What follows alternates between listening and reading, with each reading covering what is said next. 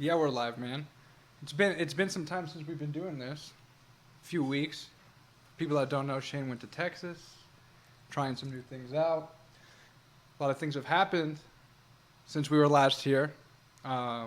Namely, for me, Lakers have won a championship. The Dodgers have won the championship. We're a week out from the election. There's so much going on, yet we're sitting here. For those of you that can't see us, Shane and I are in some nice matching outfits. Wasn't planned. Lame joke, whatever. But we're back. What's with that, though, man? I try to be like This you. is I like don't the fucking second know. time we get together and we're Wearing the same outfit. eerily similar clothes, man. Just twinning hard. Yeah, looks like we're in some flannel ad for Old Navy. Emily, no, Emily said American Eagle. Eagle, no? Back to school campaign, episode 8. This is the back to school campaign for American Eagle. Shout out American Eagle. It's LA Hipsters Fall Edition. LA Hipsters Fall Edition. That's what we look like, is LA Hipsters Fall Edition. Yeah, so that's what's been going on in the last 3+ weeks that we haven't done a show. Now we're back here doing a show.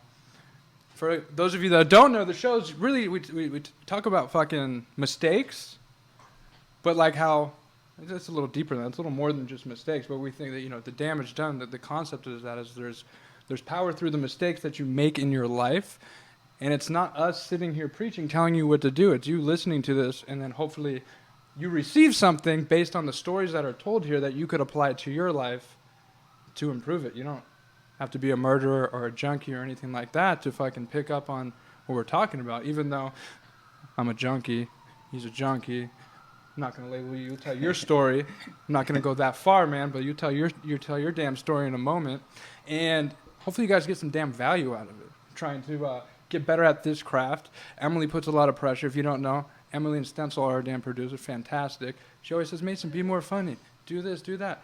And then I can't be fucking funny. It but trips me the fuck out. Hold on, I want to back up for a moment. Okay, back up. You gave a beautiful introduction, and I agree with a lot of it.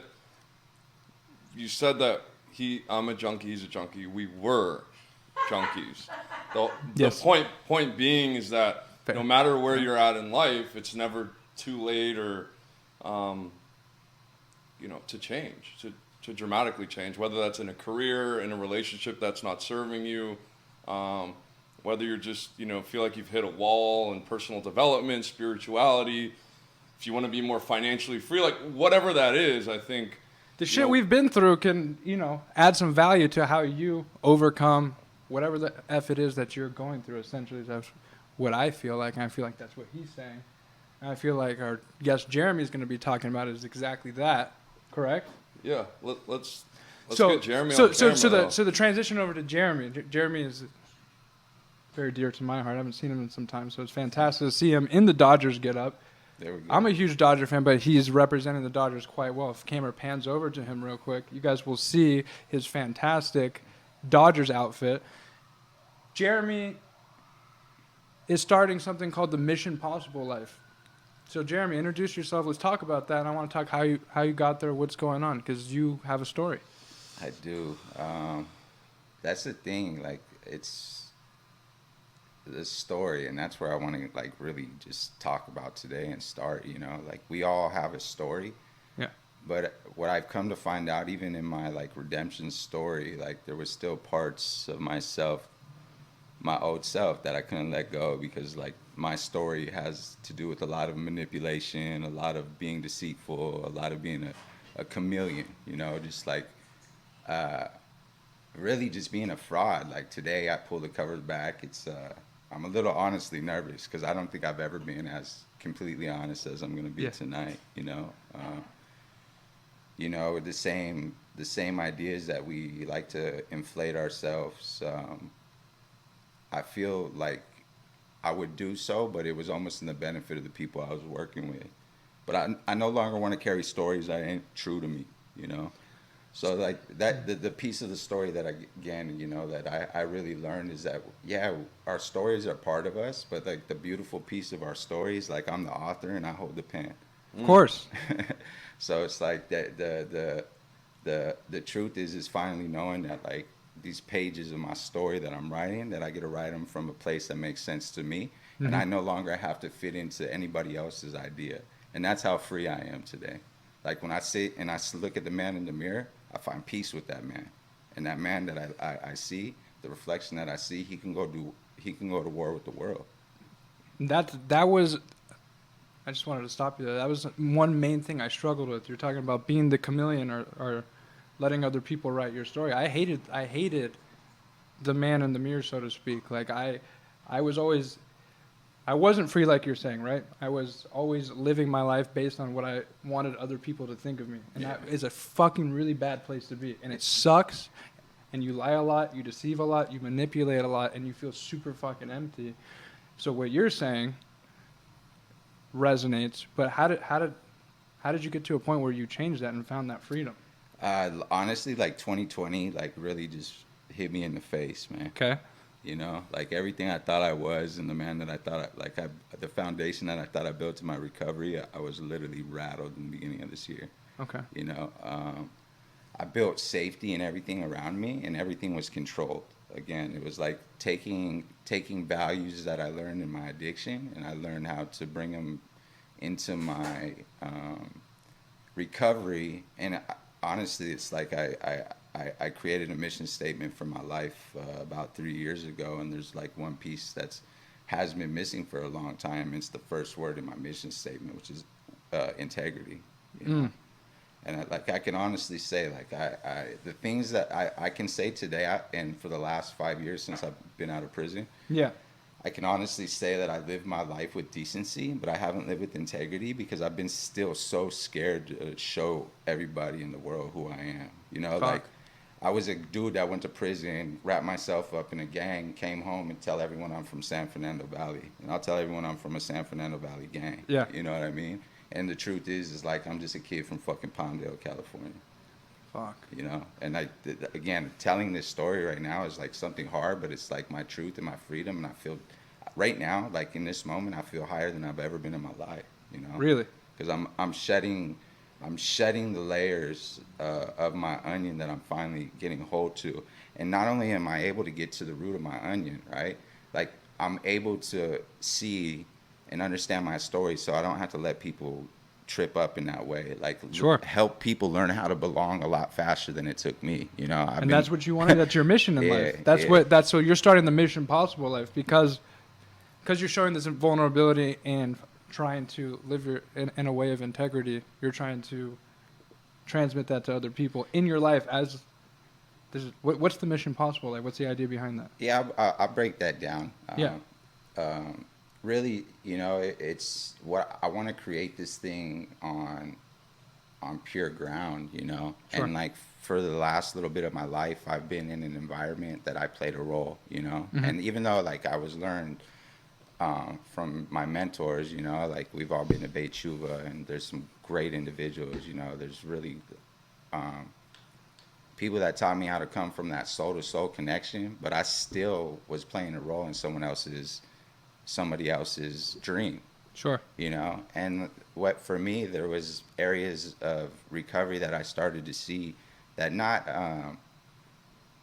it's not that they weren't getting addressed, but like what I see is like, to me, when you go to treatment, that's a gimme, you know, like that's literally like riding a bike with training wheels and shit. Like it really is. You can be a knucklehead and want to fuck off, but like you're literally given everything to succeed there. And if you don't go to some of these like in and out wash you through systems, you know, like, all right, let me pimp your insurance in and out. Of course. Like if you go to a place that gives you some time to actually get the clarity needed, like again, to me, like you can get a year sitting on your hands. Yeah, I mean, I did that the last time I was at Beit Tshuva, and I was walking around so full of shit, thinking that like I had all the fucking answers, and just life got a lot worse for me. Yeah. It wasn't the thing. I was like, oh, I just need to be here, say this, look like this again. But it was all about, there's no integrity behind anything.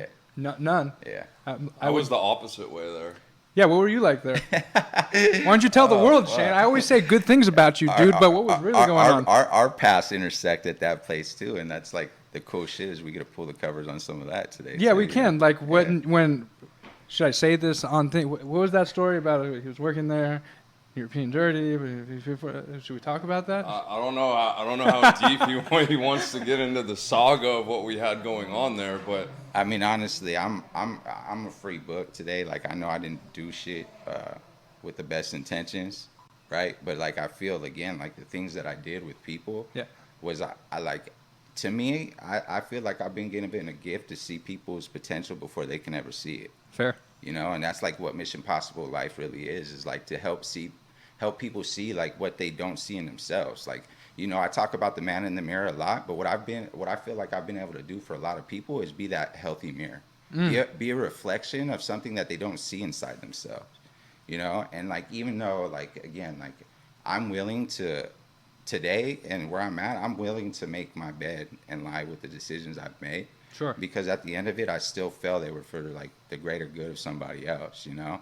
And like this is a story, you know. My boy came back. I was a PF at the facility, and Shane. What I knew about Shane since I met the guy is he had a heart of gold, you know. I came home from prison with a plastic bag, literally, nothing to my name. This dude had everything that I used to love, like everything, Jordans, all the nice image, jewelry, yeah, like good gadgets, all the stuff that I used to do to put myself in flannels. Take these penitentiary chances. Yeah, the flannels. It was the flannels that got me right away. When I got out, I just needed one buttoned up from the top. You know what I mean? Yep. Extra choloed out. I'm not even Mexican. So that's the part of my story. That's like the hardest part, dude. Is like I joined a Mexican gang in prison because I was afraid of my race. I was afraid of my own blackness because I was never black enough to be black. Okay. And I was never white enough to be white. So when the situation of race, and when I break down my story, I want to start from the beginning. Let's start from the beginning.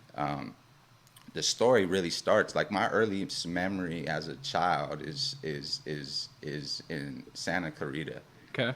My dad immigrated here at 40 in his late 40s, close to 50 years old. He already had a family. He already raised children. Him and his wife split up. He came to the States. He already had adult children when he met his mom. The weirdness in my shit is like I have a brother that's 6 months older than my mom. No way. Yeah, there's a 27-year gap, age difference from my mom and my dad. My dad was a busy man, but my dad is a righteous man. Okay. You know, like, and I couldn't understand that till I healed. Like I seen my dad like as a strong, stoic, like emotionless, like he was there for us. But he comes from that work to die generation, so he literally like Corona took his job. He's 83 years old. Yeah.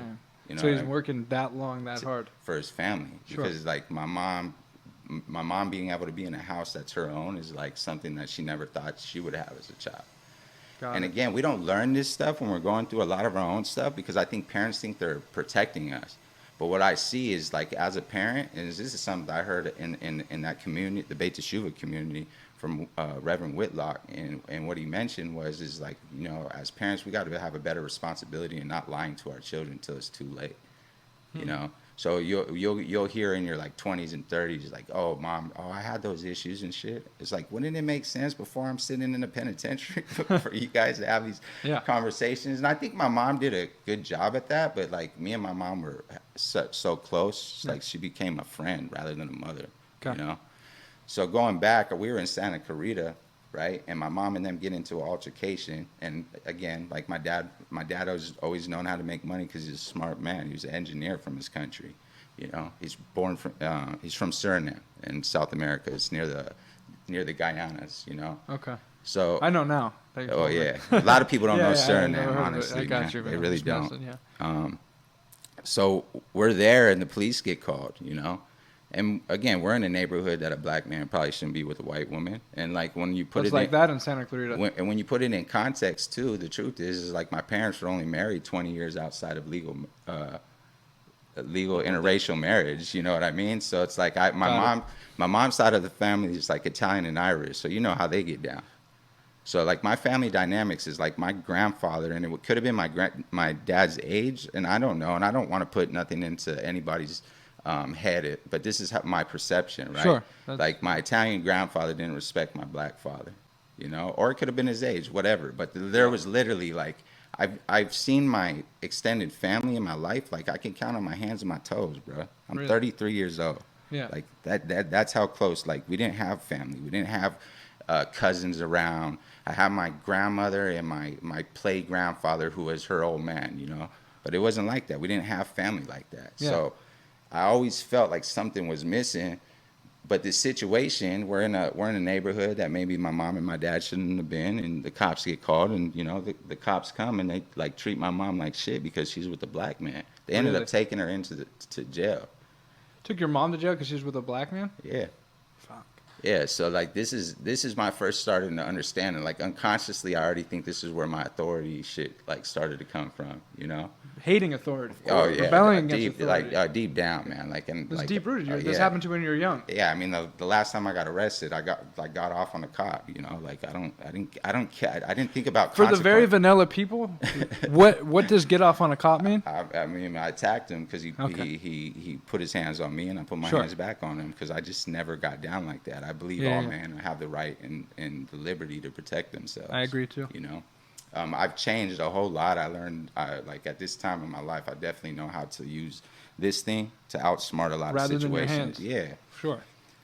So Understand again, that. like this is what I learned, you know, and like with my father working a lot, like, you know, as a kid I can say I was happy. I really can. Like, and a lot of that is like video memories, you know. Yeah. Like just, you know, the little kid happy. I was always the one in the food and shit at the parties and shit like Yeah. that. Reminds me of my little one. Like he's the same way. Just anywhere food's at, you find my little boy roaming, you know, and it's the greatest. He's like, yeah, dad. I swear he's a baby genius right now. He's a year and a half, like he's almost 2, he'll be 2 in February. He's speaking already. He's like, Really? it's the go time, bro. It's like, That's pretty trip cool. out. That little one scares me, you know. Like I see my life. I see what I have to do as a father to break the cycle, you know. So again, like childhood was cool. Like I do remember being happy. My dad was still active enough to be like that instrumental like father figure. Like he coached me for soccer. Like my dad, He showed up in your life. yeah, that's what they do. They play soccer in other countries. So I loved soccer growing up. Like I loved it because my dad was my coach. And then all of a sudden, like work, you know, work overrides a lot of shit. And then, you know, you don't understand it as a kid because I think like as a kid you're just happy, right? Like you don't really notice these things. But then like I started noticing the differences in everyone else's life because that's one thing I've always been is very observant. That's Okay. the only reason I believe I'm alive, and it's It's because you're observant. and it's the other reason I've been able to manipulate any situation and control it. Because When I you're get- observant. Hell yeah. Yeah, bro. hell yeah. Like, hell Got yeah. it. I literally went to prison and joined a gang from, like I said, I was from the street gang, knew all this shit because I was with a girl at the time whose family was involved in the shit. So you get- knew just enough to manipulate yeah, it. you Pick get- up the lingo. You know what I and the mean? terms You get and privy. yeah. You get privy enough to know everything, and then like I know people, and now I'm around people. Now like they're like, oh shit, like, and then I'm like, I'll do it. Like Throw I didn't around care. some names, put in some work, And then just you're in. I'm going. So Yeah. get like this inner reality that I created for Yeah. myself became my outer perception. And Like- how did it go so wrong? Because it was all of a sudden. I mean, obviously you had that terrible experience younger, but you're a happy well, kid. I want to ask yeah, one just quick ask. question. Ask the quick question. What was it like growing? Like you already said that you felt, you know, growing up in a mixed household, Yeah. like going to school. Did you ever feel different then? Because for me, for example, I was like popular Yeah. and, you know, more or less just the same as everybody else. Yeah. But internally, I didn't feel that way, and I Yeah. saw myself as different when I had no reason to feel that way. Yeah. But that's like how powerful the mind is. But I think that's every child what we go through. Like Yeah. I think every child does, but I think it's coupled in the fact that like, you know, human beings we're a group species. So like we tend to be around people that like either emulate our inner reality or look like us. You know what I mean? So if you're safer with people that look like you rock with them. Or if you're a ball player, you want to play ball. So that's what I was. I played sports. So the thing about me also is like I was good. Like I was good, but I didn't have that peace over me to really like help me be great. Yeah. Like Okay. I swear to God, I'm good at everything No, I do. I played You know what I sports with mean? you. I'm He's good. an I'm good. athlete for Everything I sure. do, I'm Yeah. good at. Right? Yeah. Like, and Yeah. I'm telling you, I'm good. But I didn't have the person there that was really gonna be the Push you over individual the to hump? like help me be great. You Yeah. know? And it was also like we didn't have it, you know, like we didn't have it. We had enough. Like my parents made it look good for us. They really did. They had the house. We've always been in a household, you know, even though it was in Palmdale, they figured out how to give us a life that they thought we deserved. Yeah. Sure. You know? So yeah, the sports thing like kept me a ride. Like I was an athlete. Like I just loved it. And I was good and I started playing sports. But then the weird thing started to happen is like there was just never time. My dad, he would travel with me all around, and then as we got older, like life changed, you know. My older brother was in an accident that permanently handicapped him, and I think that was the moment that I felt like I That was things just changed for you? Yeah. From like a happy, good childhood to like different. Yeah, because that's when like the suppression of everything came from me, because I felt like Like emotions expressing yourself? oh man, yeah, like it was so like me and my mom were hot oil and water in the house. Like I remember just like destroying her house, being an ignorant ass fucking spoiled ass kid, just so I could get my dad's attention while my brother's handicapped downstairs for learning how to walk all over, has a pin in his hip. During surgery, they hit a nerve and permanently handicapped him, changed the plight of his life, you know. But the thing that I respect about my brother is like, dude, like that dude never fucking complained. Like he just showed up all the time. Like the thing that he knew is he was safe in the family, and I didn't feel that. Like what happened is I felt I got lost. Like after my brother was hurt, like I was like, fuck, dude. Like I have to take on this role that I'm not ready for. I have to be my brother's keeper. I also need my mom and dad to show me more. But as a kid, how the fuck do you tell your parents like the capacity of love you're showing me is not what I need as a child? You can't say that's not possible. It doesn't happen. No. You know what I mean? Some So it's people like, can't even have that conversation as grown adults. but that's the beauty of like my healing is like somebody sat there and told me, it's like you're your parents. You're your parents' failure. I was like, man, I'll punch you in the goddamn mouth. Right. Like, what the fuck are you saying? I'm my parents' failure. And then, like, I had children. And, like, not only did I have children, I sat. Because what I'll do is I'll get reactive, and there's some truth when I get reactive. Really? Yeah, because it's what's happening is I'm getting a piece of knowledge or a piece of learning that's outside my current understanding. Right? So that's the only way to me, the only thing that I've learned how to do is take control of this thing. Okay.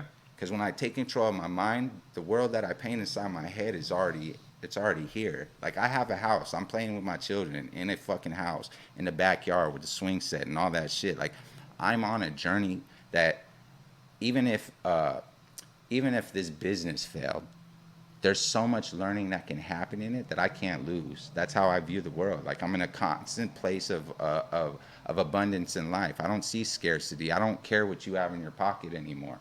Sure. That's not going to deter me from reaching my goals if I plan accordingly. And again, it's relentless action for me.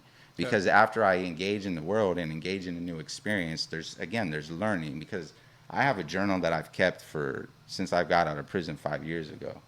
Like, I'm a man that writes because I'm... Can I ask you a question, though? Let me just finish this. Yeah, go ahead. I'm the author of my story. That's it. Like, nobody dictates the words on my pages anymore.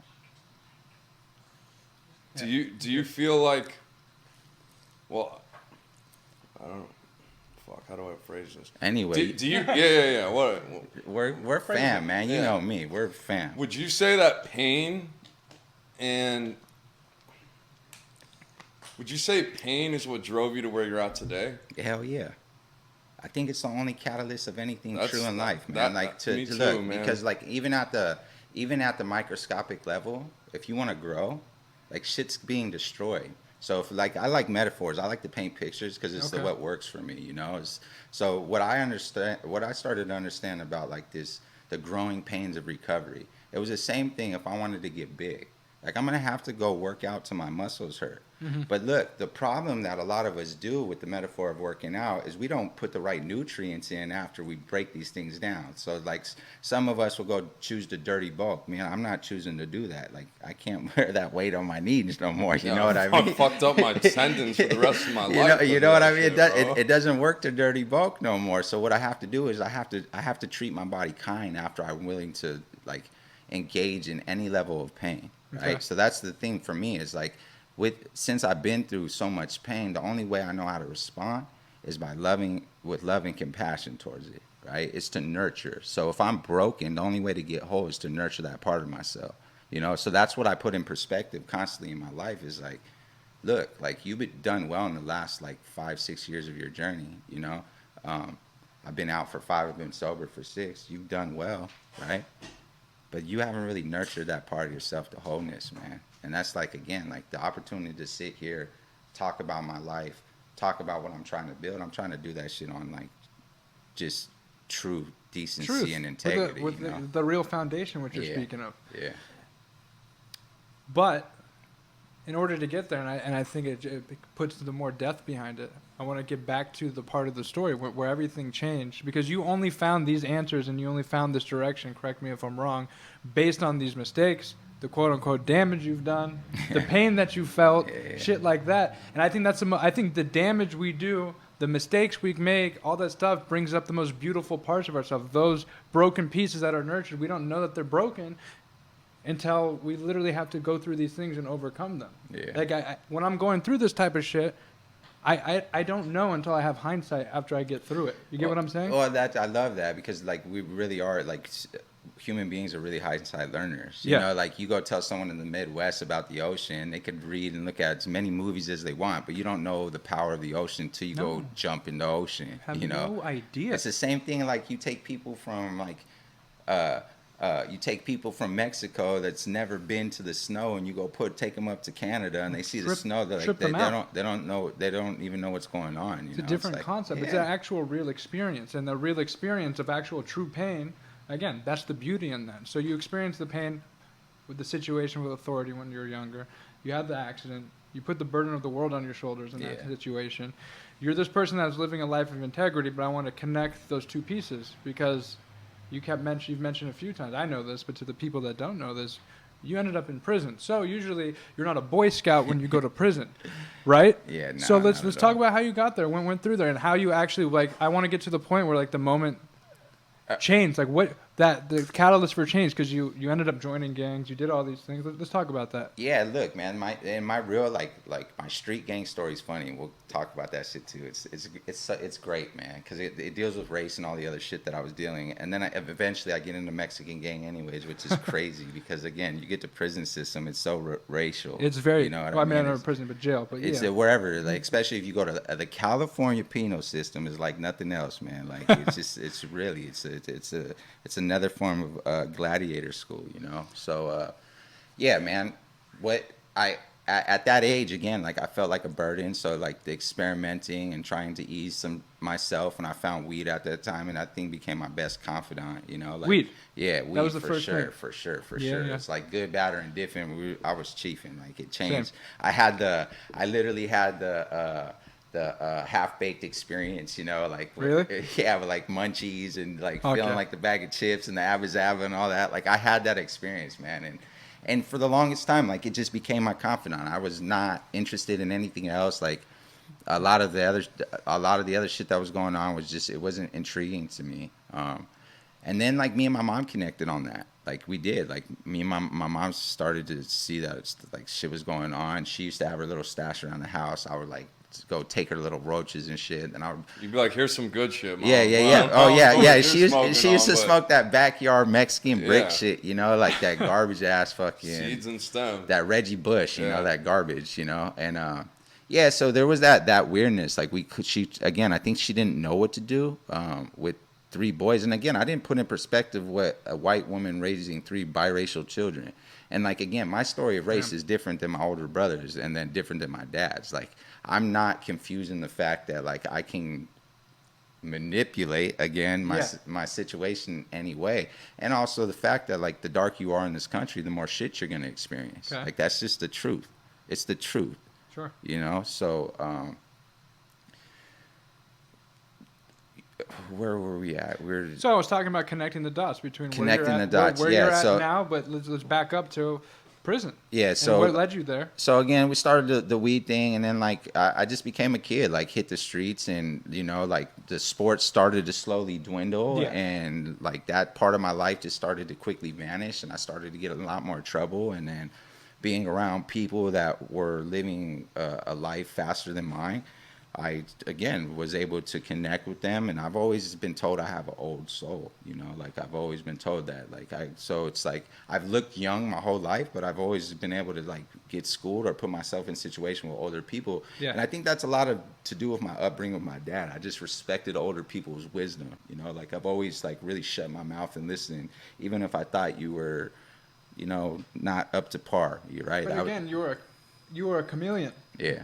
So not only that, you're absorbing and changing colors, so to speak, based on your Yeah, surroundings and what you wanted to be. So whether it's the knowledge of your dad, how to connect with older people, people in sports, or people on the streets, you're able to change it up real quick, right? Is that fair to say? Yeah, And definitely. so you started experiencing that in more of a negative sense. It probably benefited you at some point in time when you wanted to connect. You were looking for some love. You were looking to connect people in sports, whatever. But then when you were looking for connection or whatever you want to call it, with a faster life, like you said, Yeah. that's when it started working to your detriment. Is that fair to say? Yeah, because even like what Shane said about popularity, like I've never had a problem making friends. Like Yeah, that same. hasn't been my issue. I've connected with people. I tell everyone like once I learned what recovery was, is changing the metric and the values of the things that break you into Yeah. making them actually skills that benefit you. 100%. Right. So it's like I was finally able to turn this over in my recovery, but back then I had it. I just connected with the world.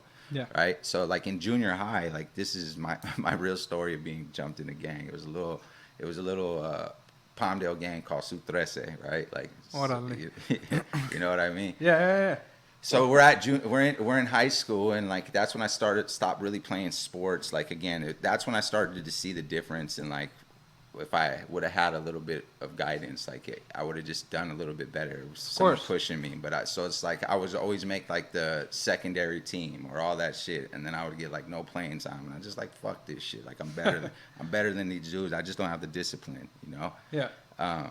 So I started kicking it with some dudes that were like more into like the smoking weed and partying and shit like that. And they're like, "Hey, fool, you want to jump, be in the gang?" Like I would tell people my dad's from Venezuela. I would tell from South America, you know. I would make up all different areas. Oh, he's from Brazil. He's a black Brazilian, you know, like all kinds of shit just to fit in with. Just to not say he was actually just black. Yeah. Yeah. Right. So then I get jumped in. I get my ass whooped in front of the school in this little common area. Right. Like I'm handling one, and then like this fucking big dumbass goober, like probably Been in 7th grade for 5 years, Yeah. you know. He's like a 12th grader, just cleaned my shit, dude, you know. And they stomp me out, and I get up, and like the school starts looking at me and taking me differently. Mind you, this whole time, right? Like school was always an issue for me because it wasn't challenging. So this was the first time that like I got placed in a program that made sense. I was in gifted and talented education program. Oh, wow. Right. So I'm like in college art classes, like fucking. Yeah. Like deep history, because I feel like I've always been an intellect as well, like comprehension. And also, like you said, old soul. Yeah, comprehension has never really been an issue. So I get jumped in, and like, okay, a couple of days you sitting with the gangbangers in junior high now, and it's like, oh, you know, fuck this, and it's like this racist shit, and I'm like, whoa, wait, what? Like what? Like, nah, like I'm cool with them. Like this is what gang shit's about. Like I have to hate them because of this, and I'm like, this is already starting to get really confusing, you know? Like, Hey, what did I sign up for? yeah, man? like so, like next day I'm like, oh, you guys gotta jump me out. you Literally. handed in your letter of resignation. Letter of resignation. My true story being to whom it may concern, I would no longer like to be a part of your gang. My true story being in a gang is like 2 days. Like they started talking that racist shit, and I was like, I'm out, man. Like I'm out. But so again, like what I started to go hang back with was the ball players and shit, and try to do that, but it just never really worked out, man. Like their life was different because again, I didn't have the discipline. Got it. So I got linked up with some older dudes, and that's when it's like, all right, shit, Hustler Jeremy's here. I see my dad's gone. Like Hustler Jeremy. Yeah. Okay. This is the new chameleon, you know? Like Yeah. my dad's gone. He works his whole life. Like I'll never fucking work. I will never work in my life when I can just sell these little bags of weed and shit and make it. Tell me about it. And that's the thing. Like weed in high school, I was a millionaire, bro. Like I swear to God, at least 200 to 300 pounds of weed in when I was a teenager. Like me and this other dude that I just talked to recently, man, it's crazy. He never got in trouble. He's like, fool, it's crazy. And I was like, yeah, you got the skin color to kind of skate that shit though, bro. A little lighter complexion. Yeah, a little lighter complexion. Got it. A little lighter complexion, you know. And But I was talking to him, and me and him, it was like just in the city, just doing it. Like everyone knew me for like I was the guy with the gas. I was the guy with the gasoline. If you need some on the west side of town, like I was the guy who had And shit. you probably cultivated a nice little ego from that. Oh, Like, yeah. I'm the man around this joint. Oh yeah, I am the man around this joint. That's what it is. you couldn't convince me I'm gonna otherwise. tell you some shit. You're the man. You couldn't convince me otherwise. Because again, like I'm not only doing what I want to do, I also have the people around me backing me. So it's like, Yeah, so you felt untouchable. Now I got the money. Now I got like gangsters hanging around me, like that are willing to like be manipulated by me because again, like I hold the power. It's not. In that world, it wasn't the man with the biggest gun. It was the man with the biggest bag, right? So like, and that's how it started. And then pills came in my life, and that's like. I wanted to be different, right? I didn't want to just be a dope fiend like you guys. Yeah. So Like that's my recovery story. That's the false bullshit. It's like Yeah. I didn't want to just be a dope fiend, you know? But you became a dope fiend, no? No, that's my true story. Is I'm just a dope fiend. Yeah. Okay, got it. I just want to clear that up Like, for the people at home. That's the truth. Like I'm just a fucking dope fiend that learned how to like manipulate again situations that he was in. So, Hustle along the way. Yeah. Oh yeah. Like That's that's it. Like I never paid to do like I didn't pay to get high, bro. Like that wasn't part of. You're one that, of them. That wasn't part of my get down. Yeah, man. yeah. Like I made sure that I sold shit that I didn't like, so I make a hell of a lot of money there. Got and then it. I would like have a bag of something that I you liked, did and I like. just looked like an asshole doing it because it was more than anyone could do. So that was like what I prided myself on. Is like, Fuck. all right, you guys have your little punk ass little bags right here. I got my whole bag. Everyone wants to hang. I feel like the life of the party. And by that midway of the party, my little brother's holding on to all my shit because I'm inebriated like a fucking asshole, you know, like locked up somewhere, slumped in my chair. Yeah. Fucking, like, rolled You're that up, guy. like, you're that guy. You're the guy at the party. Yeah. I Look at turned, that fucker. I Yeah, turned yeah. into that guy, you know. I hear you. So you start building this ego. Started building the ego. You know, my dad's out of the country a lot at the time. Like he's flying back and forth to Amsterdam. He's working for a company that has him gone for like 6 months out the year. And my mom, she just can't really deal with what's going on. You know, I don't think. And my dad starts to take her out there and everything. And you know. So you're left to your own devices. Left to my own devices. Like I was already kind of out of the house by like 16 because I was with this woman and her family supported my bullshit. So it made it easier to believe that like this guy that I was because look, man, like when I got with her, they were in a 2-bedroom apartment. Like we ended up getting the house together, all kinds of shit. So like again, like I felt like I was a shit. Like nobody, you did. I felt untouchable. Whatever I wanted to do, we got it done. You know, and with that, like.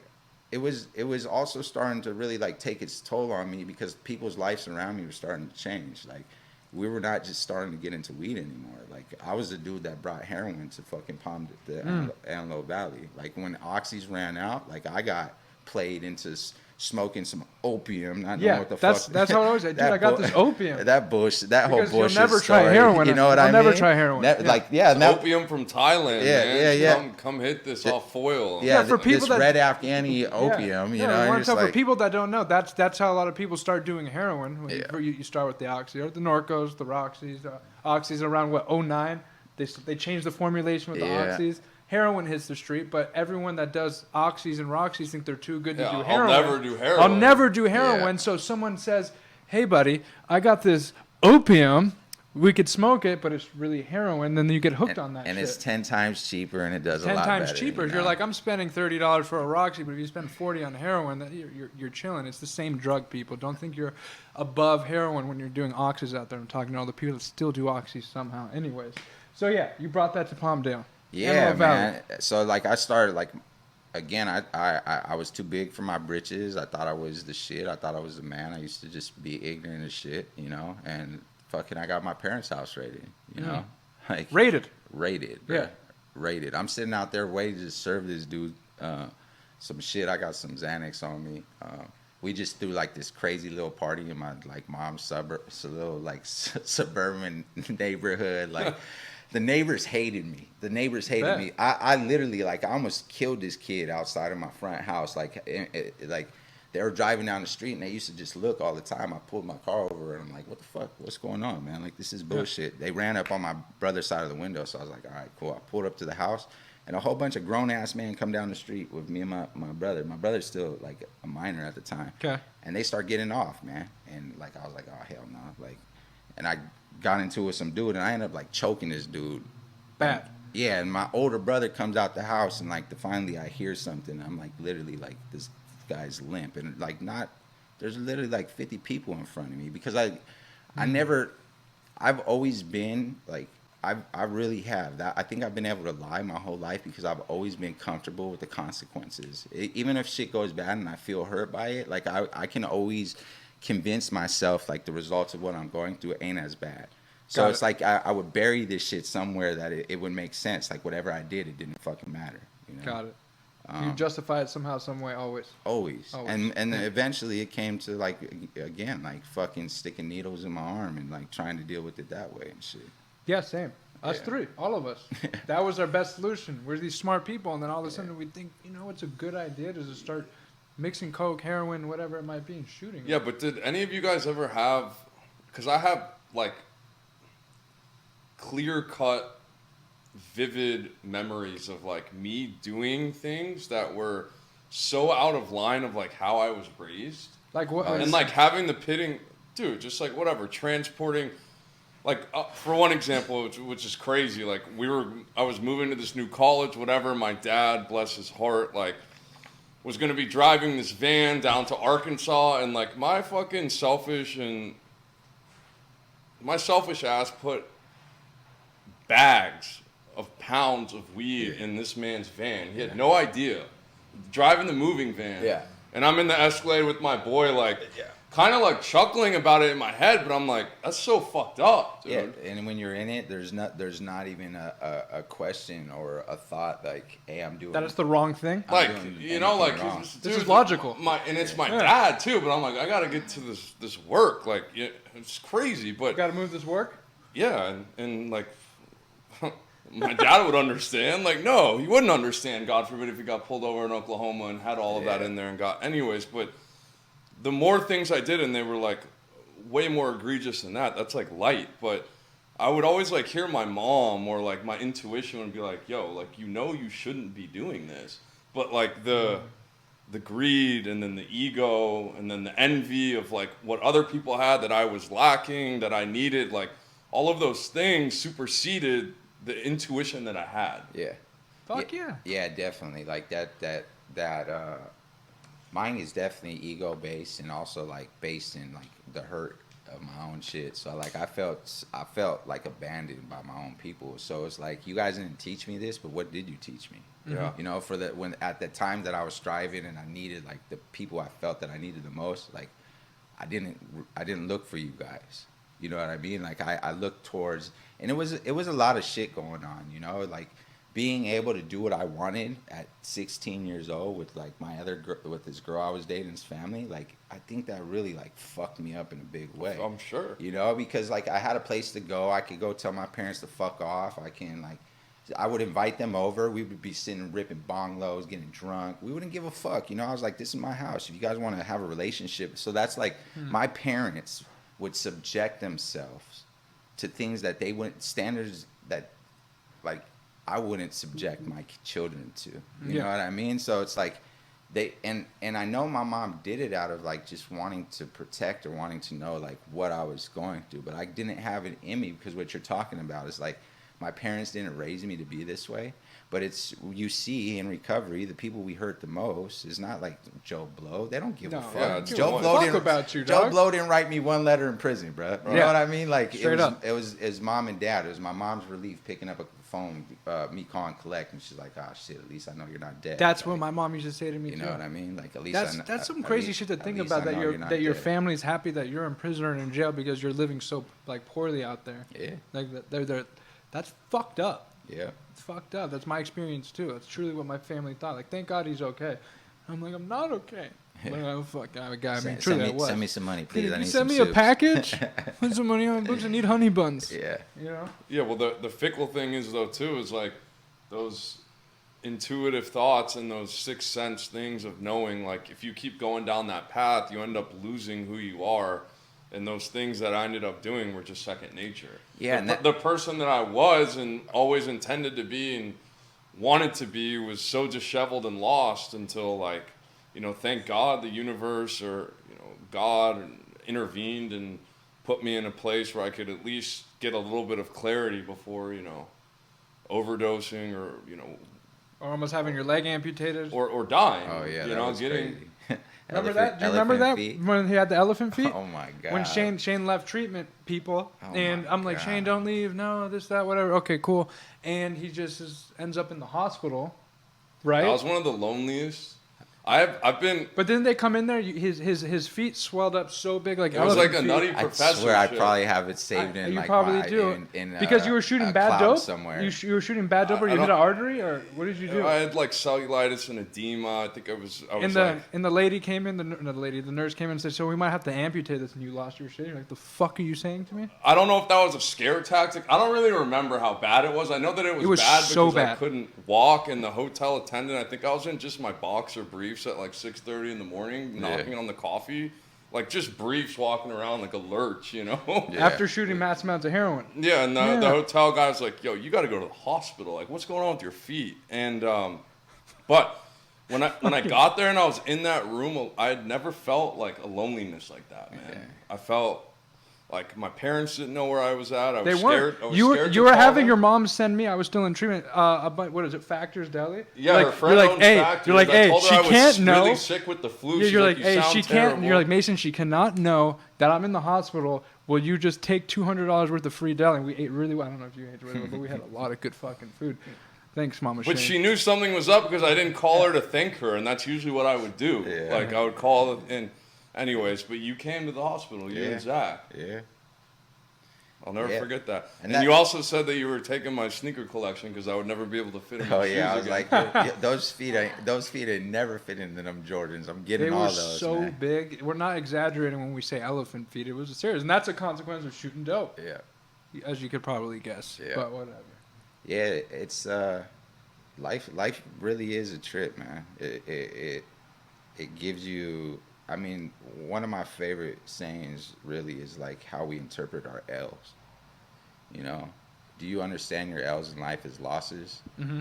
or do you understand your L's in life as lessons? Sure. You know, and being able to finally like have the clarity to do the work of awareness, because like my process of change is it's a simple equation. It's awareness plus action equals change, man. You know, and there's a lot to get there. You know, like you have to definitely prioritize like whatever your ambition or your motivation to change is, right? Like you have to put that above breathing at times. You know. Yeah, but like, I agree wholeheartedly.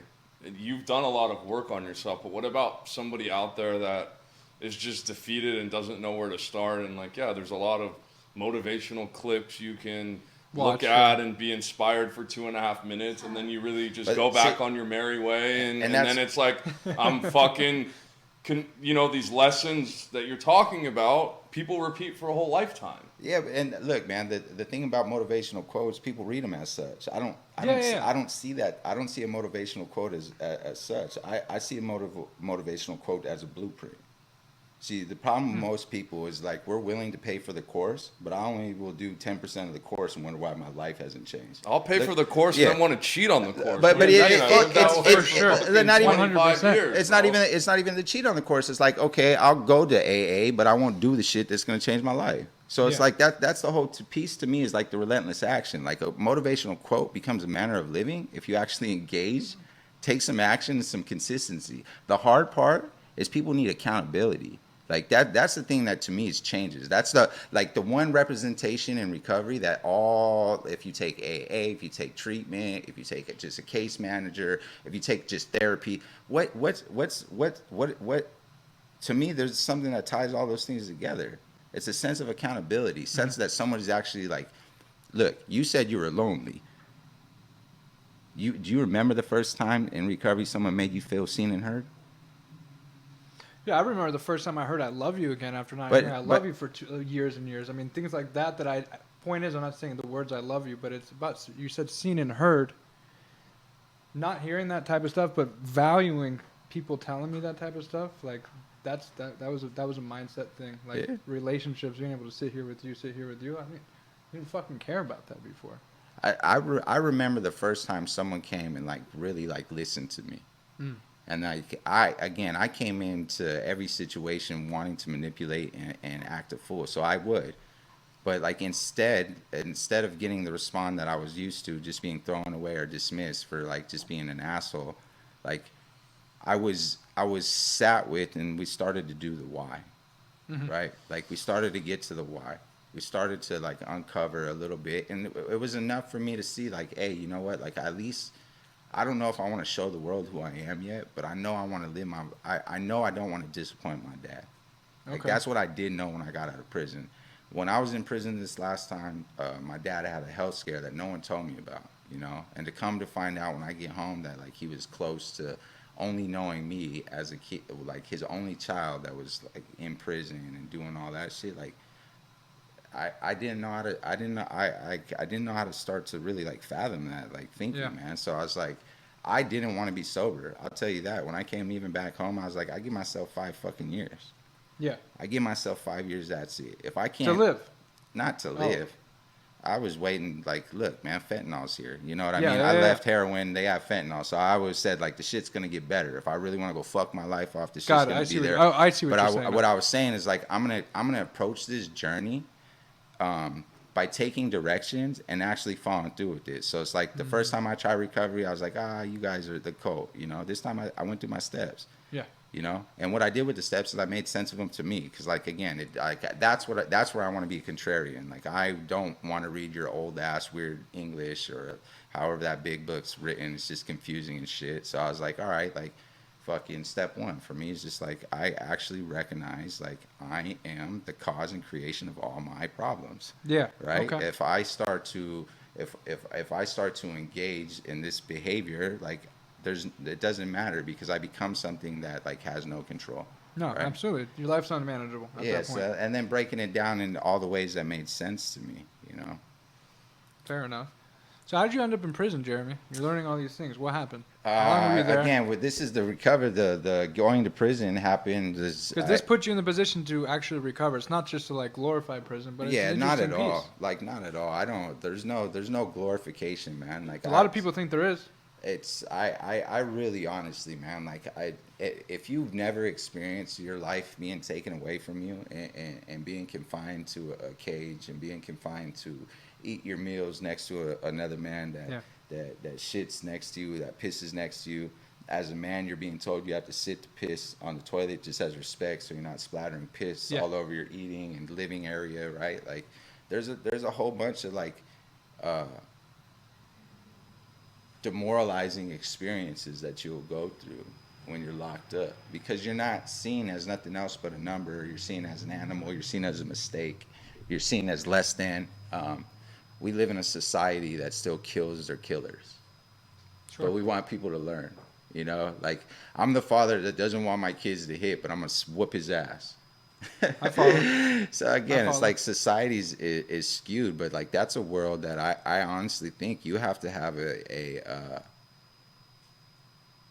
you have to have a strong will to either stick in a path, because I've seen on this show, you've seen dudes that went into prison and lived righteously in prison. Yeah. And then you've seen dudes on this show that went to prison and was running amok the whole time, because again, when it's a world of sheep and wolves.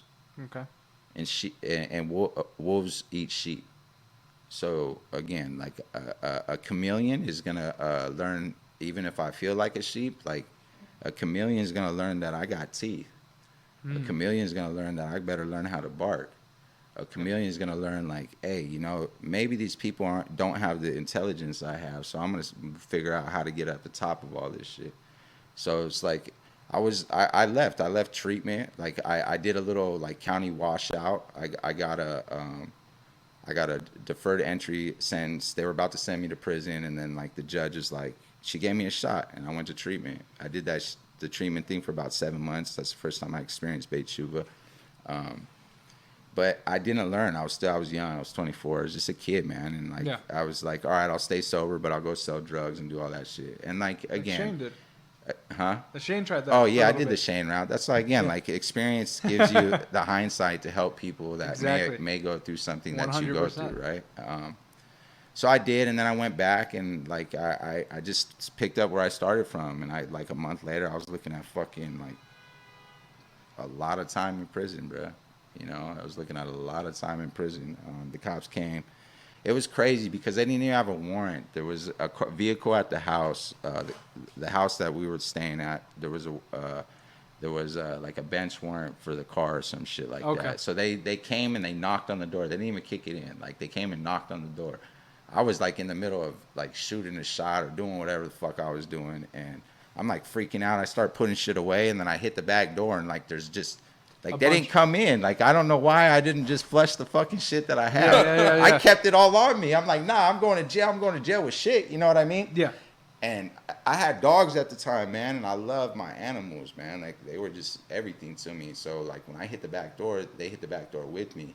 And the cops, like, I swear to God, man, this cop that broke through the fence, like, I don't know what the fuck he was on or, like, what, like, I don't know if his wife or his girlfriend was mad at him the night before, but this dude turned, like, this wood fence into splinters, bruh. It was like a cartoon? a movie scene. Yeah, just whoosh, the thing splattered. I thought they shot it, dog. Like, yeah. I try to get over the fence, and I get grabbed by one. My dog comes out and goes to go bite one, you know, and when he went to go bite him, I pushed him because I knew they were going to kill my dog. Kill your dog. Literally, for sure. I knew they were gonna kill my fucking dog, man. So yeah, the chick, my ex's sister was in the house at the time, and she comes out and she's running, and I push them, and then we get in a scuffle, and they beat the brakes off me, man. Like these cops beat the fucking living shit out of me.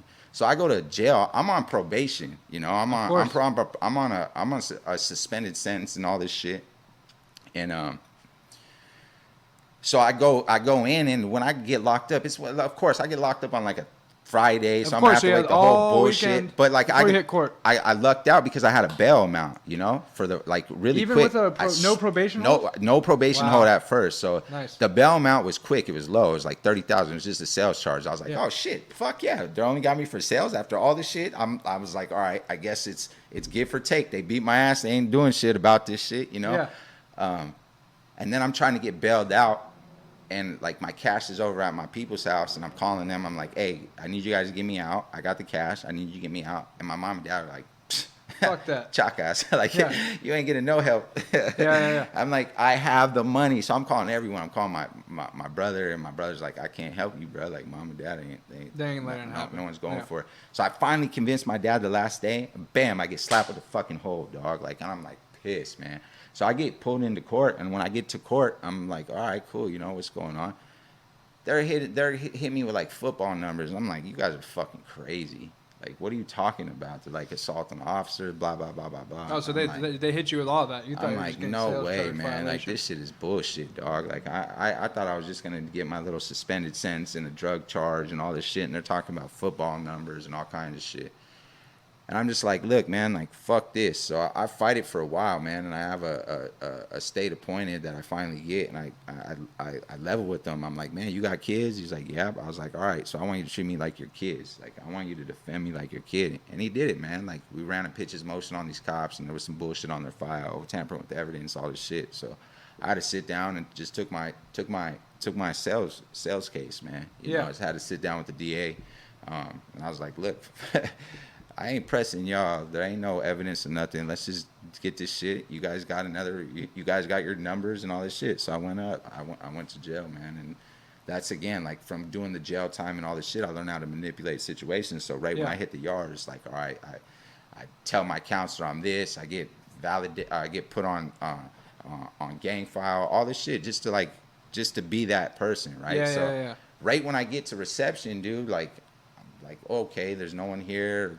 I don't see anybody from the area and all this shit. So I'm like, wow. Oh, so you're telling some tall tales. I'm like, I'm boop, boop, boop. Yeah. And like, again, then some dude comes from dude, Palmdale.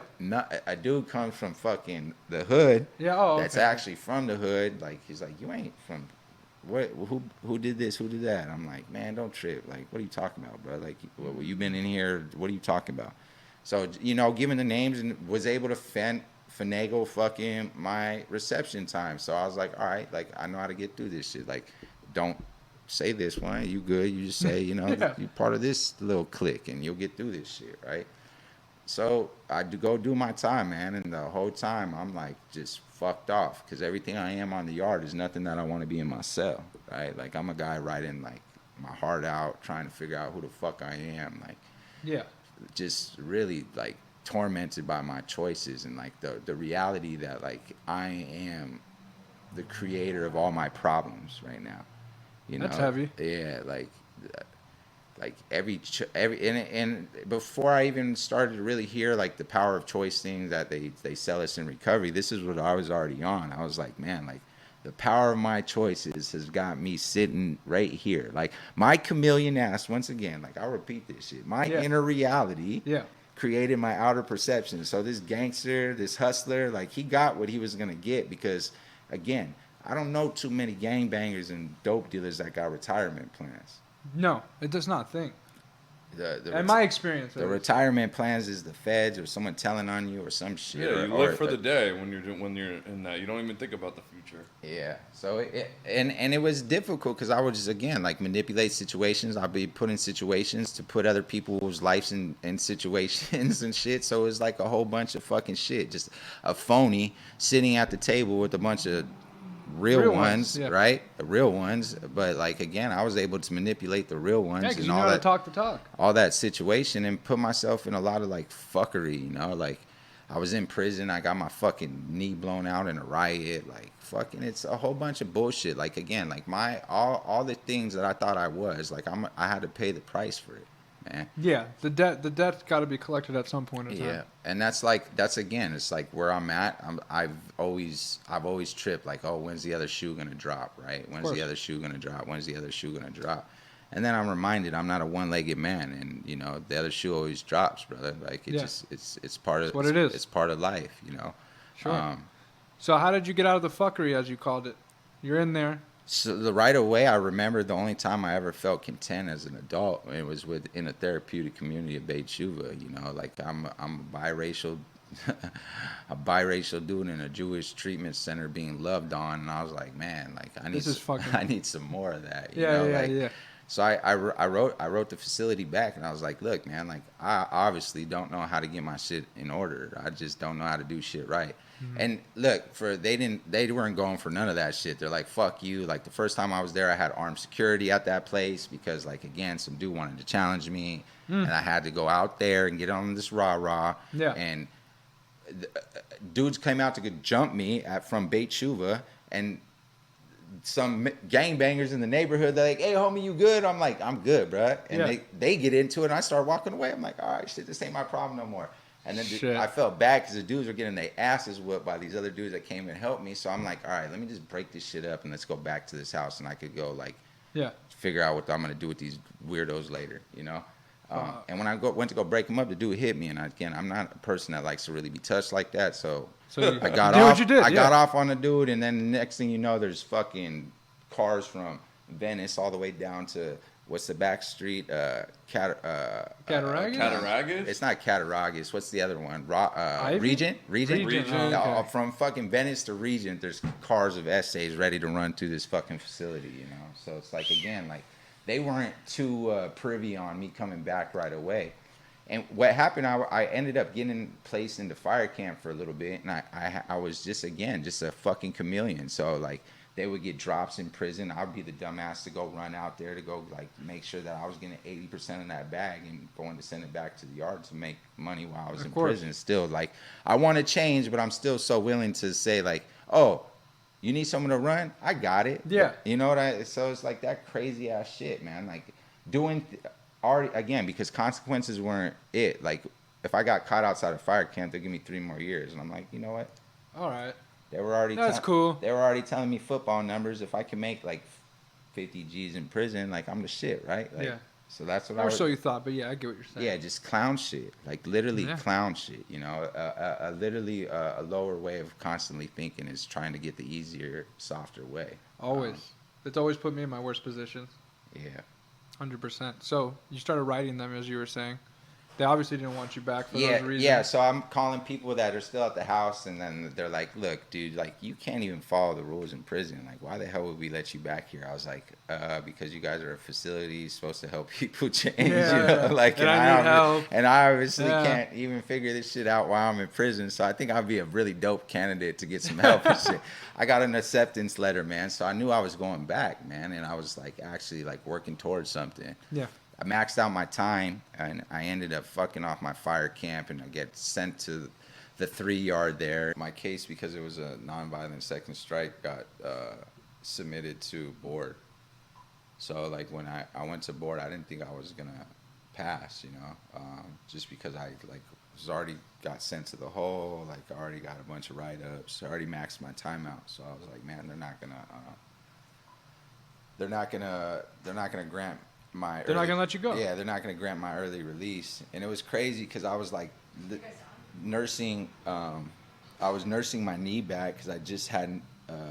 I just finally got my surgery done After getting your knee messed up and riots. after like 13 months of Yeah. like being on a severed ACL. Like they finally gave me surgery like 2 months before I went home. So it was, you know, I went through a lot, man, and I really learned about myself. You know, I learned about the human condition. You know, I really did. Like the whole Viktor Frankl, you know. Man's search for meaning. Yeah, it's the truth, man. Like you might be able to take away somebody's physical freedom, you know, but like the truth is like I feel like I was already healing when I'm in prison, you know, and I wasn't doing everything right, but I feel like the dialogue that I was creating was setting me up to come home. Yeah, you were for on your way. success, You were on know? your way.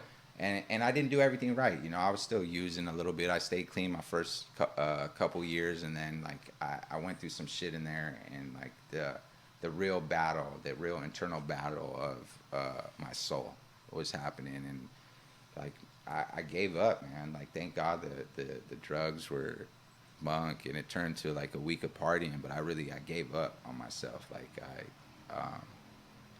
I just was tired, man. I was like, I don't know if I have it in me. Like, I know what I do with shit. I start really well. I give 6 months of greatness, and then I just don't have the consistency ever in my life, man. Like, and I've shit on so many opportunities, man. Like, Absolutely. acting, modeling, like all kinds of shit when I was younger, just because I could not get out of my own way, you know. And That's my story too. That's the baffling thing, and just about in addicts for sure, but just with anyone is like, you don't have to continue fighting. Like it's so, you can just cease to, you know. For me, it was whatever happened, and then Gabe came and I got kicked out. But like wherever you're at, you don't have to continue, you know, fighting. And somebody said this, and it was so poignant to me. Like, who are you as a man? No, you're not. Like, yes, you are a brother and you are a son, but like, who are you? Yeah. Like, not your occupation, not where you went to school. Who are you who are you?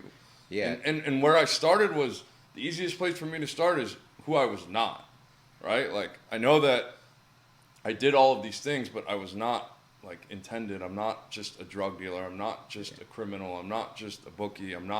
But like, those were the masks that I hid behind. And even today, it's like, you have to continue growing, and, you know, you have to continue challenging yourself. And I think one thing that's really hinders me, and I'm sure hinders a lot of other people, is complacency. Yeah. And the complacency is just because of the fear of the unknown. Well, it's not complacency, man. It's the safety of your current situation, right? So what we do is we build a life that we feel safe in, and then that we stay stuck in that safety. So like the safety becomes complacency because it again, we build our life around this idea. We get it, and then we're like, oh shit, like, is this what I want, right? What helped me figure it out is like really having like my values, like my mission statement. Yeah. Like literally having my mission statement is like, I know who I am as a man. I don't falter from it. With integrity, love, and compassion, I'll be an instrument of change in my life and the life of others. I will continue to be somebody the world needs by being the best version of myself daily to help others and to help inspire others to be the best version of themselves. So again, it's like, this is something that like when life throws me the curveballs of uncertainty, when life throws me that dope fiend that it does to all of us. Like, oh 100%. shit, my dog just died, or like, you know, like we've experienced some shit. Me and my wife, she lost her father to cancer in early recovery, and having this allows me to show up and not ever say I don't know the answer to what I'm supposed to do here, right? And that's like my hope is for everybody. I'm a firm believer that every human being has an intrinsic value that differs us from someone else in a situation. I believe that too, 100%. Right? And the quickest way to add worth to anyone's life is by creating value. The easiest way that I understand how to create value in someone else's life today is to teach them something that they don't know.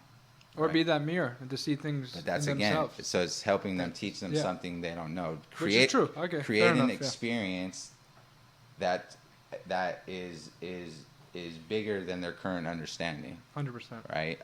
I'm a real believer in experiential learning in this process, trying things new. I think a lot of us definitely have to get past our preconceived ideas about what we think we know, especially when we still, like I'm only 6 years into like doing things with decency. Sure. So like, again, I got 28 years of a narrative built inside my head about how I show up to situations. Like, oh shit, if you disrespect me, am I supposed to you know, like the old me says like, oh no, like I'm going to put you in your place, and then we can chat figure out where we go from there. The new me doesn't let you occupy space after we leave this room. So it's like I'm in a place of open-mindedness today that like my God's honest truth is I can sit somebody with strong opposing opinions because your opinions don't take precedence in my value system. Yeah. Right? And that's what I would hope that we could get to in a place just in this world, because you see this fuckery that's going on. It's we're constantly here, there, classed this way, that way. It's less about saying like, hey, shit, like you have a belief system that's different than me. I could still shake your hand, give you a hug, and tell you I love you. You know, my hope is that we all just see each other as equal. You know, that we can really start at a place of zero. You know, I know it's hard. I definitely know it's hard. I know it's challenging for me to show up and not have like my prejudice that my eyes give me about a situation. I could tell your whole story by the way what my eyes are telling me right now. 100%. And I think that's so limiting. And It is limiting. What we do as human beings, because limiting. If you actually sat here like what's going on, like we're doing right now, right? If you actually sat and you gave somebody the opportunity to trust and feel connected in what they're sharing, yes, to me magic happens. Like I'm willing to literally show the world my unfiltered life today and not be scared of what I think I need to be for you guys anymore or anybody. It's a very freeing place to be. Yeah. Which is why, with that mindset, you're happy with the man in the mirror. At the beginning of this conversation, it was. I explained how I hated the man in the mirror. Yeah. Corny as that sounds, but it's true. These are good ways to connect to that, and you feel freeing, living with the first word in your mission statement, which is integrity. Yeah. And what is that? It's character integrity. Same thing. You do the same things behind closed doors as you do out in the world. It's a very nice. That's at least my understanding. Maybe I'm conflating the two ideas or something. No, like I definitely think that's definitely a good definition. assumption of it. If What I had to learn early about integrity is it's not going to feel right. It doesn't. In It's the fucking beginning, weird, right? especially when you're living a different way for so long or trying to operate with a different worldview. Yeah. And you know how to take shortcuts or to lie to manipulate or be really caught up in ego. It's fucked up, dude.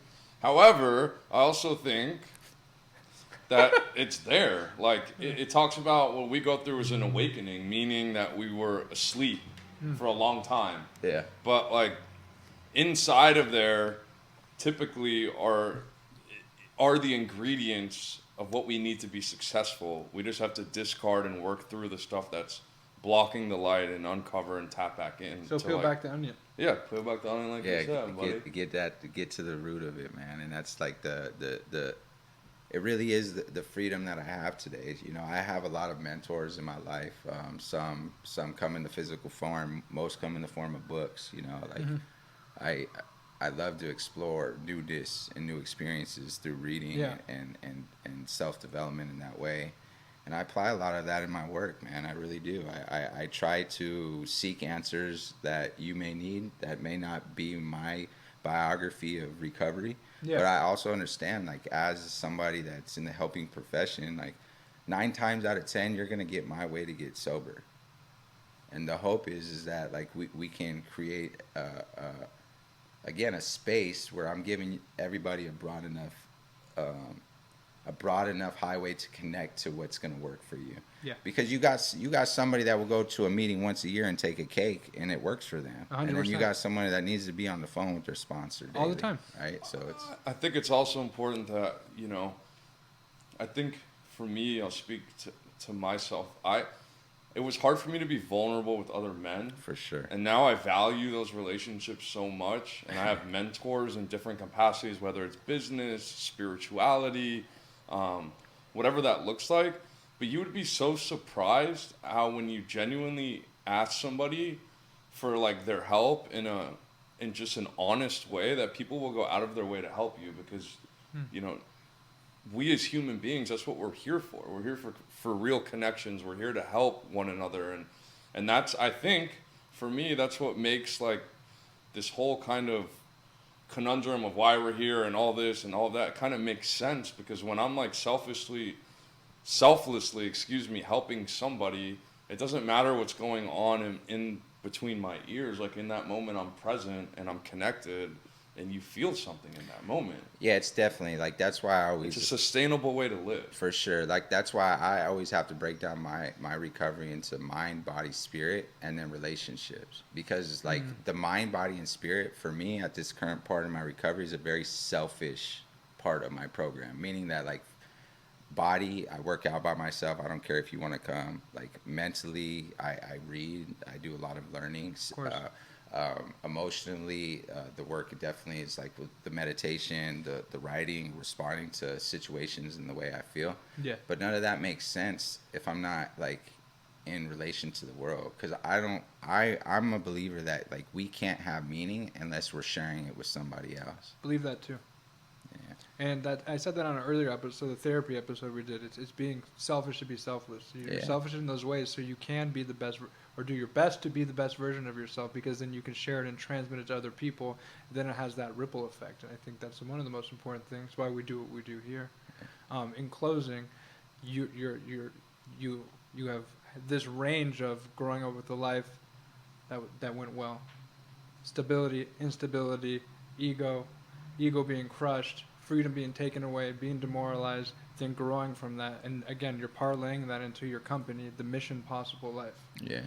Because the mission is possible. That you're showing that it's possible. So everything, to tie everything in there, your mission statement, you're transmitting it to the world, right? You want to speak on that as we close out? Yeah. That's definitely like it's the Mission Possible Life is just a place where somebody can get the help and staying accountable to their goals, their dreams, their ambitions.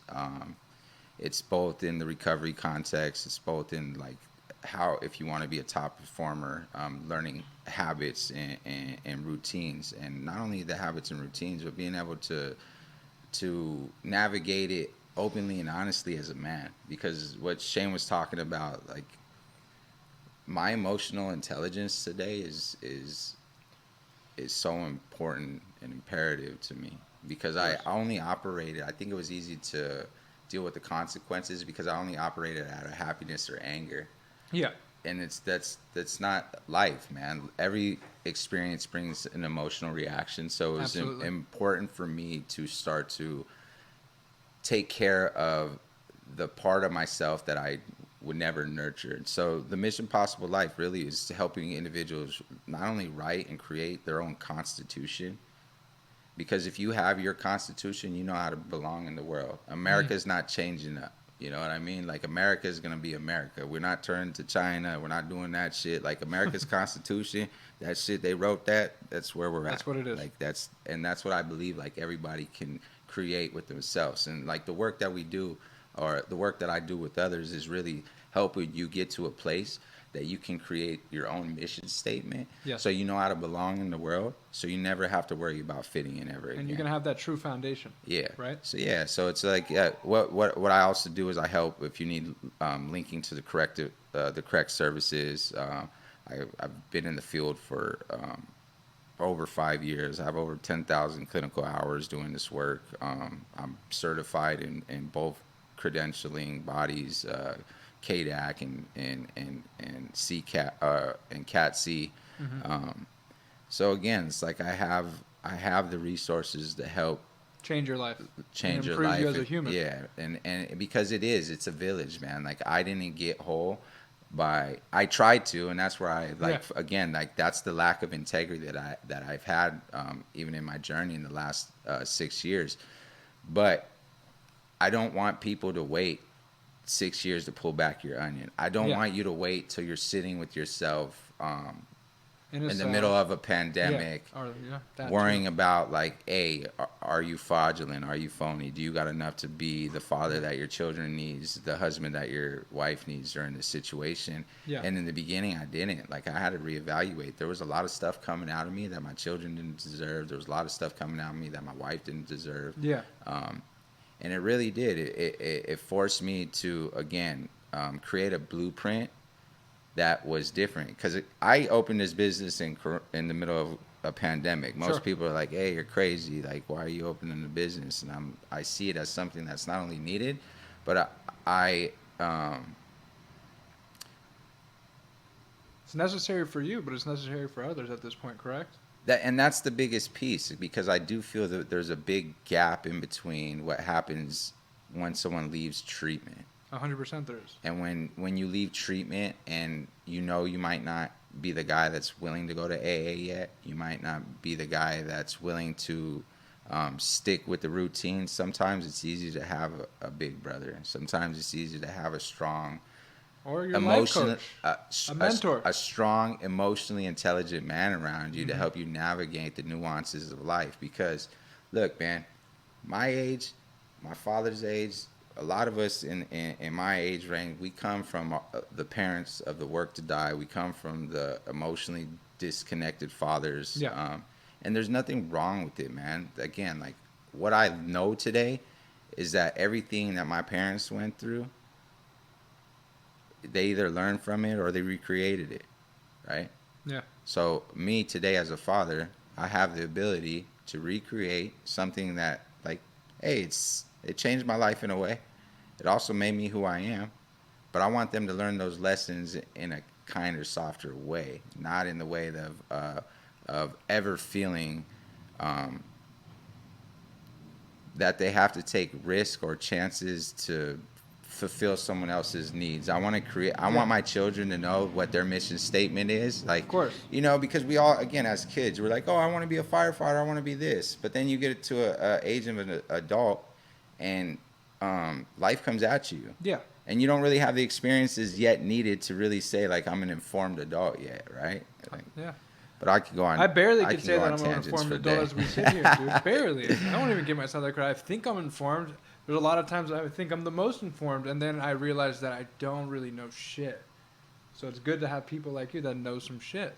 It's good to people like him that know some shit. Well, and it's good to have people that when they don't know their shit, they don't lie to you. And that's one thing I will not do. If I don't know something, I tell people today, like, hey, I'm not skilled in this area. That was the hardest thing for me to understand. I used to have to tell people I know everything. I have to be the best at this. You have to think I'm the best at this, because really I just felt like so inadequate. Yeah. It's so much more empowering to be like, actually, I don't know. I don't know. Let's learn together. 100%. And I want to say this too, bud. Thank you for always seeing the divine that I had within me when I was at some of my lowest moments. I really feel like you were a piece that propelled me into the light. And, it's just great, so great to see you raising your kids and with Lindsay and building this life and this business. And it's an honor, man. It's an honor I to have you. I don't know if I've ever gotten to tell you that, but like you saw something in me that hopefully I'm, you building toward today, and have sustained, some time trying to be more of that person than the old person that I was. But Yeah. you saw it when I was just in all darkness, and I thank you for that. And it's vice versa, brother. Like we both met each other, and what's the craziest part is like you either meet people in the light or the darkness. Mm-hmm. And I think I was on the way to finding my light while I was meeting you in the darkness. So, so it's like I can see that. And there was times that you were definitely the spark that I needed to get out of my own darkness. That's what made me be the mirror that I became in your own life, because I don't really gravitate towards people that like, well, I used to. Used to. But Yeah. even the people, the people that I gravitated, like it was always about like getting something at the end of it too, right? So It was a calculated move. always. Always. Life's calculated. Now it's just free because, again, I take care of the reflection in the mirror, and life's a lot easier that way. I think we did well here, gentlemen. Thank you everyone for tuning in. MissionPossibleLife.com. MissionPossibleLife.com. Jeremy, Go there. Yeah, check Just me go out. there. Everybody go vote. Just no, don't say that. Just be a better human, man. Everyone is doing this goddamn go vote thing. I'm not saying don't go vote. I'm just saying just go be a better human, man. Be nice to someone that you probably wouldn't be nice to usually. That's what I'm gonna say. It's a better ending. Yeah. We good? We good? We good?